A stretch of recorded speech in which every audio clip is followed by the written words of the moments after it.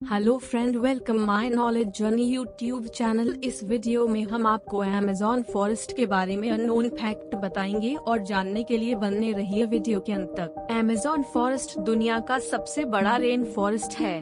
दुनिया का 20% ऑक्सीजन यहीं से आता है, इसलिए इसे पृथ्वी का फेफड़ा भी कहते हैं। यह फॉरेस्ट 2.1 मिलियन स्क्वायर फीट में फैला हुआ है।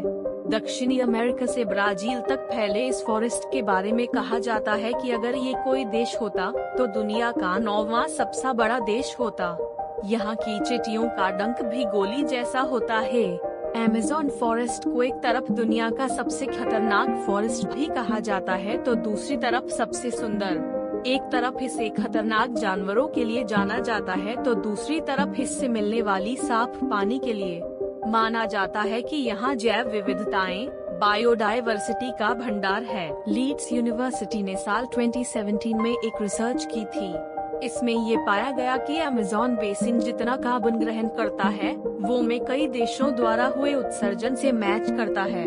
मतलब देश जितना कार्बन बेसिन में उत्सर्जित करता है उतना ही अमेज़न बेसिन से लेता है। हालांकि फॉरेस्ट के जलने से कार्बन का उत्सर्जन बढ़ जाता है और इन दिनों तो ये सबसे खराब स्थिति में है। वैज्ञानिक कार्लोस नोबर और टॉमस सी लोवेजाय अपने रिसर्च में कहते हैं कि जिस तरीके से अमेज़न के जंगलों को काटा जा रहा है वह दुनिया के सबसे बड़े फॉरेस्ट से सबसे बड़े सावन क्षेत्र में बदल सकता है। बता दें कि सावन क्षेत्र में छोटे छोटे पौधों के साथ घास का फॉरेस्ट होता है। इससे क्षेत्र की इकोलॉजी भी बदल सकती है। नेशनल जियोग्राफिक की रिपोर्ट के मुताबिक अमेज़न रेन फॉरेस्ट का असर सिर्फ क्षेत्रीय वाटर साइकिल पर नहीं होता बल्कि इसका असर ग्लोबल स्केल पर होता है।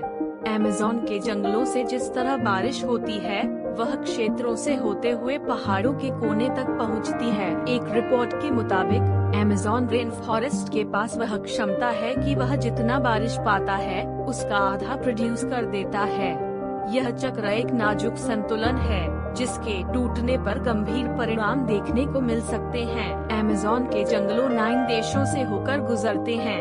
इन जंगलों का करीब 60% ब्राजील, 13% पेरू, 10% कोलंबिया और बाकी का हिस्सा Ecuador, Guyana, Venezuela, Bolivia, Suriname और फ्रेंच गुयाना से होकर गुजरता है। बता दें कि पृथ्वी पर जितने जीव हैं, उसके 1/3 को एक साथ आप अमेज़न के जंगलों में ही देख सकते हैं।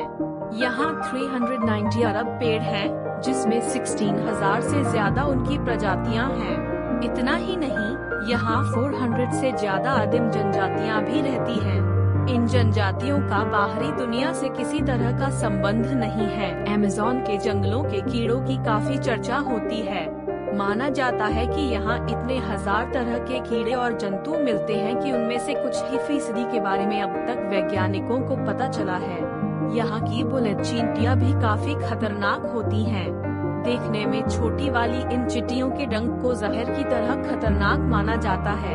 कहा जाता है कि इनके काटने पर गोली लगने जितना दर्द होता है। चींटियों के बाद यहाँ की मकड़ियों की चर्चा होती है।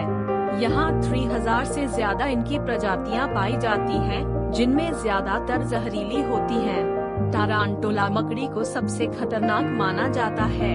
इसके बाल भी इतने खतरनाक होते हैं कि आपकी आंखों में पड़ गए तो शीशे की तरह उसे फोड़ देंगे। अब तक अनसुलझा है अमेज़न नदी का रहस्य। किसी भी नदी की पहचान उसकी धारा, उसके लंबे चौड़े पाट या किनारे होते हैं। कुदरत की सबसे खूबसूरत नेमतों में से एक है नदियाँ, लेकिन बड़ी से बड़ी नदी की शुरुआत भी बहुत छोटी धारा से होती है।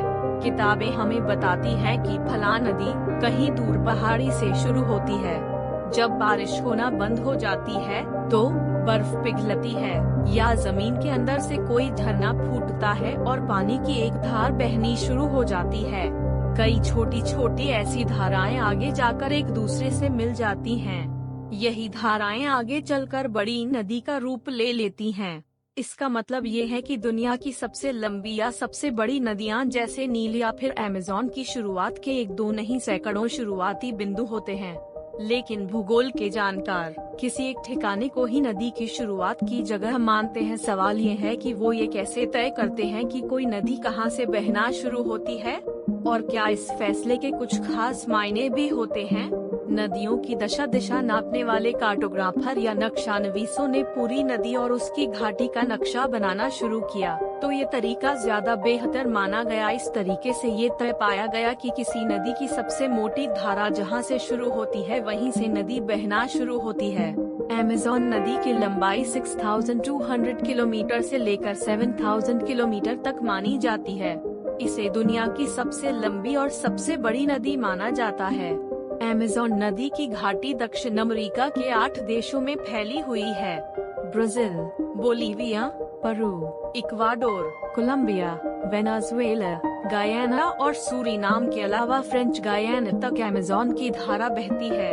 इतनी बड़ी नदी की धारा कहां से शुरू होती है, इस पर अब तक एक राय नहीं बन सकी है।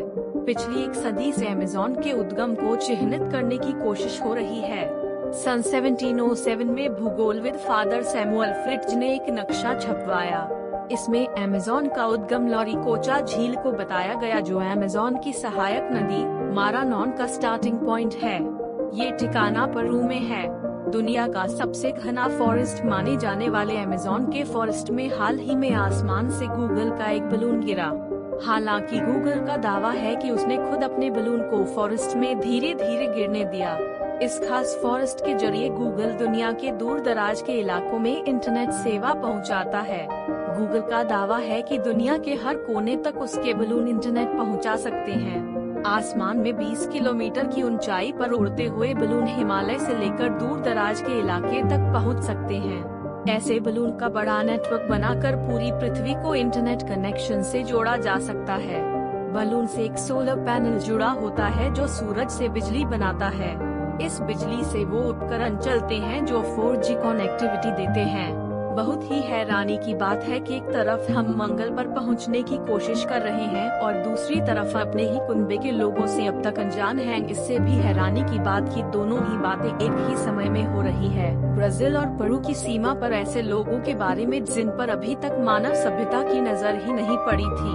अमेज़न के जंगलों में इंसानों की ऐसी जाति मिली है जिससे दुनिया अनजान थी। एक हवाई फोटो में ये लोग पहली बार दिखे। फोटो में साफ दिखाई पड़ता है कि लाल के लोग जो अमेज़न के घने जंगलों में तीर कमान लिए हैं। एक फोटो में देखा गया है कि 2 आदिवासी हवाई जहाज पर तीर से हमला करने के लिए तैयार खड़े हैं और दूसरे 15 आदिवासी हवाई झोपड़ियों के पास खड़े विमान देख रहे हैं। शायद वो हवाई जहाज को एक बड़ा पक्षी समझ रहे हैं जो उन पर हमला कर सकता है। ये फोटो ब्राजील और पेरू की सीमा पर इन आदिवासियों के अस्तित्व का एक ठोस सबूत है और इस बात का भी कि मनुष्य ने भले ही कितनी ही प्रगति क्यों न कर ली हो, अभी भी धरती पर ऐसे कोने मौजूद हैं जहां मनुष्य नहीं पहुंच सका है।